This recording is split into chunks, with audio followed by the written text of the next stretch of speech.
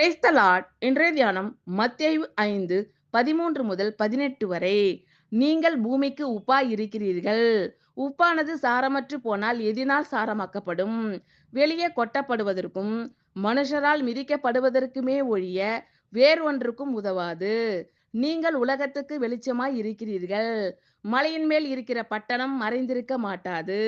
விளக்கை கொளுத்தி மரக்காலால் மூடி வைக்காமல் விளக்கு தண்டின் மேல் வைப்பார்கள்.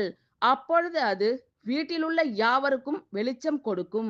இவ்விதமாய் மனுஷர் உங்கள் நற்கிரியைகளைக் கண்டு பரலோகத்தில் இருக்கிற உங்கள் பிதாவை மகிமைப்படுத்தும்படி உங்கள் வெளிச்சம் அவர்கள் முன்பாக பிரகாசிக்க கடவது. நியாயப்பிரமாணத்தை ஆனாலும் தீர்க்க தரிசனங்களை ஆனாலும் அழிக்கிறதற்கு வந்தேன் என்று எண்ணிக்கொள்ளாதேயுங்கள். அழிக்கிறதற்கு அல்ல, நிறைவேற்றுகிறதற்கே வந்தேன்.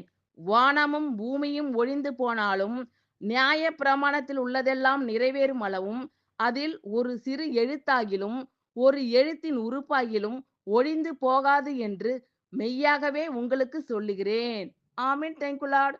கர்த்தர் உங்கள் அனைவரையும் ஆசீர்வதிப்பாராக. God bless you all.